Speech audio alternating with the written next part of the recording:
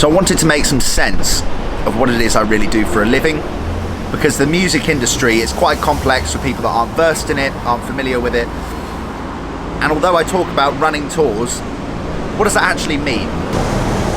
That's the point of this video, is to really examine what I do for a living, how I make money as an entrepreneur, and what sort of direction my business journey has gone on, just so you can understand how I've done it.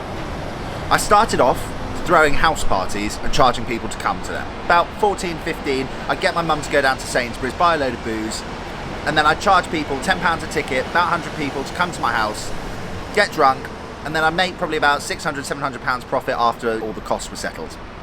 That was good. That leveled up when I turned 16. I started Baseface Promotions, which was a company that did 16 plus raves in Hereford.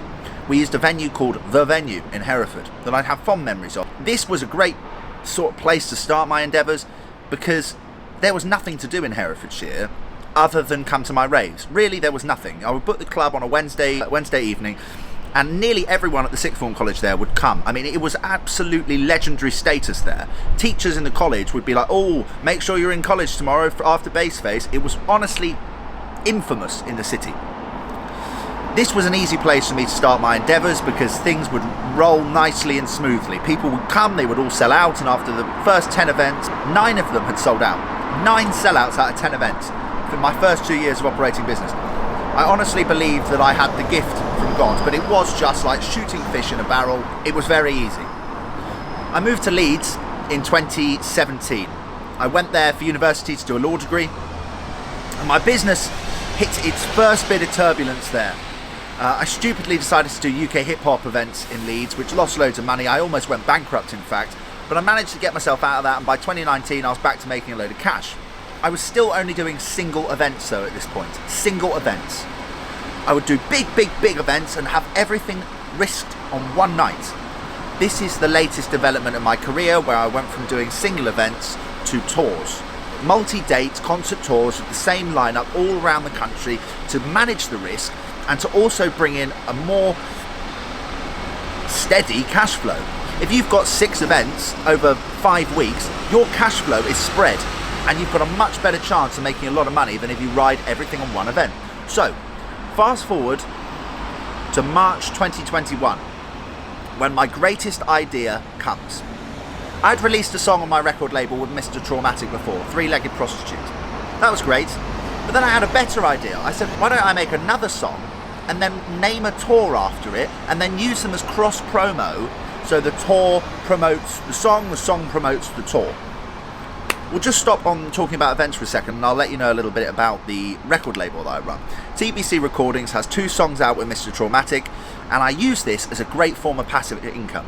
So how this works is, I go to Traumatic and go, hello mate, I've got this amazing piece of production that I've just pieced together. I get some talented artists, get them to put the tune together, I pay them for the rights to it, and then go to Traumatic with that tune. I say to him, hello, give me some acapellas for this song.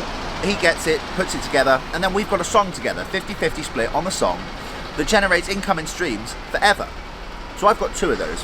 We bring in about £250, £300 a month just from those tunes, and that'll be for the rest of my life.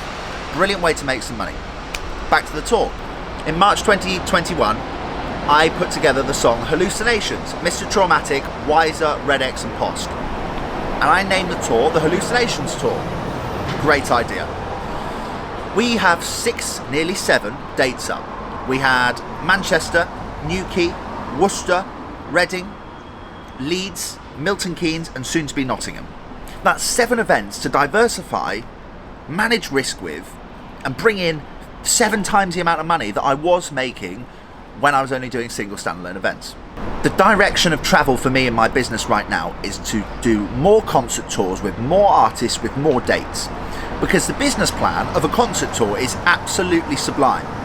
You benefit from economies of scale. You know that thing in economics lessons where you're like, oh, big businesses benefit from economics of scales that small businesses can't. That is why my business is able to operate in a way that a lot of other promoters can't do. Because I've got so many dates on, I can get the prices down. I can get the costs of my event to be lower than anyone else's.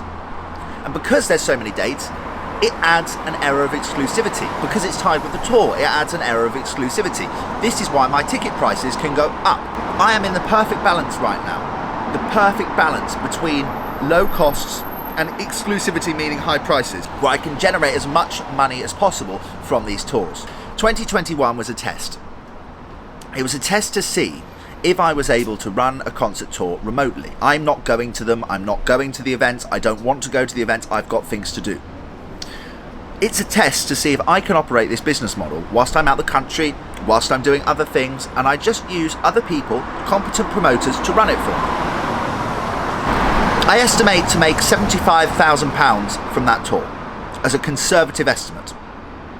That's a big sum of money for a 22-year-old. 75 grand, that's a lot. That's a lot, and that's just that tour. This is the sort of numbers we're playing with in big events. This is what we're playing with, this is what we're doing.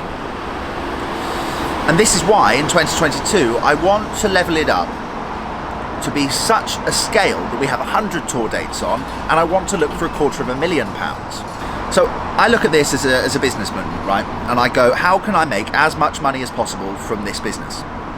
And the way I can do that is by taking on staff. And this is the direction of travel. I've always been a one-man band. I hate giving other people money. It's not my thing. But I've realised that I don't have enough days in my week, I don't have enough hours in my days to do this on that scale. It's got to the limit of what I can do. So I'm going to recruit 2, maybe 3 members of staff to help me get this company running autonomously from me. Although it is called Tom Birchy Concerts, I don't want it just to be about my stresses and strives and my dedication and drive. I need some other people on board to help me do this. Because this is what I was talking about in the last video. How much of an entrepreneur can I be if it's only a one-man band? I'm pretty much a glorified sole trader. The music industry, right, has always been appealing to me because my dad, when he was younger, wanted to be a rock star. My brother wants to be a rapper. But I'm not like them. I'm not thinking in my head that I'm going to become some sort of famous music man. No, I know for a fact that I can make lots of money in the music industry by doing the boring bit that people sleep on, the business side. But I don't find it boring. I don't find the business side of the music industry boring. I find that to be the most tangible, risk-free type of work in the music industry. Because if you want to be a rapper, if you want to be a DJ, then you have to rely on other people to be a success. But if you're actually running the business part of things, you're still in the music industry, you're cemented in that great, glorious thing that is music money, and you can guarantee that you're going to make money. You just have to have a strong business plan. Lots of lads have been asking me, Tom, I want to go into events, I want to get started, what do you advise? And to be honest with you, I haven't had many conversations with these lads about this because I don't believe that I can offer you sound guidance that will not cause you to lose your savings. Everyone wants to do this, everyone wants to be a promoter because it is like printing fucking money. But you need to understand that I started this 6 years ago, and I've had 6 years to learn and improve the craft, and most people don't have that beneficial environment to operate their first business in, Hereford, 16 plus, literally shooting fish in a barrel to learn and grow from. They go in at the deep end in London or Leeds or Manchester or Liverpool, and they get fucked by people who have been doing it for years. You need to build up the business competence, the intuition, and the contacts for it to be successful. Now, before COVID, there were hundreds and hundreds and hundreds of small promoters who were all wiped out by the pandemic. I will be honest, it's made my life easier because now I just sit comfy knowing that there isn't going to be 20 other promoters fighting over the same night, same club, because it's just the big boys who are left. It is what it is, I can't lie about that. But at the same time, right, don't let me put you off from doing it if you want to do it. Just be prepared that this industry is filled with risks. I believe it's glorified gambling. Adding on to what I was saying about the economies of scale from touring. Chances are, if you start an events business, you are going to do a single standalone event. That is the same as spinning a fucking roulette wheel. Even if you book the fattest lineup ever seen by mankind, right? As happened once in Leeds with a brand called, I can't remember what they were called, it was so shit, but it was shit. They booked DJ Hazard and a load of other really good artists, but the night was a fucking disaster because it was two lads who thought they were just going to waltz in with a £5 savings and take the industry by storm. And there are so many of them. There are so many people that have a bit of cash in their pocket and they go, fuck it, I'm going to book X, Y, Z. I'm going to put them on here and I'm going to make £1 million. Reality check, you won't make £1 million. You're going to lose money because you don't understand the Facebook ads. You don't understand the market conditions. You don't understand things like this that are very vital to the success of an event. Recently, I've got more inclined to believe that the best way for someone who does not have experience in the industry to get involved and start learning and make money is to invest into a bigger brand. I take on investments for my shows, only with very close people because I don't like giving other people money. I hate that feeling. I like to have the money, I don't like to give it back. I work with some people who invest in shows, but I have to know them personally. I have to be comfortable with making their money. If I just get a random DM asking for £2,500 for 25% of my ticket revenue on a show, I'll tell them fuck off. My point here is, the industry is enticing, it's very sexy.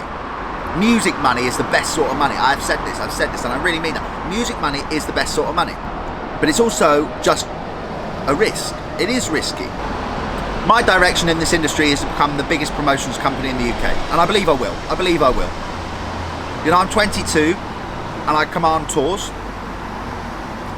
I'm 22 and I've got invaluable industry connections. I'm 22 and have a great style of living. One that people want to emulate. That isn't because this industry is really fucking easy. That is because I've worked very hard for 6 years. And because I started early, and because I had such favourable market conditions to get me from being a 16 plus promoter to an 18 plus promoter to a tour manager. So often success is tied in with luck, but you make your own luck. You make your own luck and you find yourself in the right place at the right time for a reason. You do. The best part about the music industry though, is the lifestyle. I mean, it is just erotic almost, isn't it? You can be anyone you want to be. You can be outrageous. You don't have to worry about being cancelled. You don't have to worry about all this bollocks that you have to worry about in the corporate world, because in music it doesn't really give a fuck. It's full of weirdos, it's full of madheads, it's full of eccentric people, and they're the people that do the best. I used to get laughed at in sixth form college for running shit 16 plus raves. Trust me, that plays in my head every single day. Shit 16 plus raves creases me. Whilst all these people still live with their mothers and I live in a penthouse. It is beautiful. The irony is decadent. This is someone else within business, right? People will try and trample you and people will try and tell you that what you're doing is wrong, but you have to assess, what are they doing, who are they to tell you that you are doing wrong? Because chances are they're just attacking you because they're insecure that they're not doing something themselves. They're insecure that they're basing themselves off you and you're so far ahead that they're insecure about that. If I had listened to those people who said, oh, you just run shit 16 plus raves, attacked me for that, I would not be here. I would not be here. I would not be doing what I do now. I would not be on a path to taking over tours for many more artists. That's my goal. That's my goal. I want artists to come to me and go, Tom, you're competent, you're a successful businessman, run my tour. And I'll go, yes. That's what I want, that's what I'm going to get. Next year I'll be recruiting 2-3 staff. And we're going to change the direction of what I'm doing together. They're going to be competent, they're going to be paid well, and they're going to make me a lot of money, and I'm going to make them a lot of money. That's what's going on. That's the direction of travel. Let's go. Thank you very much for watching. Make sure you're subscribed, as I'm going to be dropping daily vlogs like this about different topics that you guys want to hear about. God bless. Take care.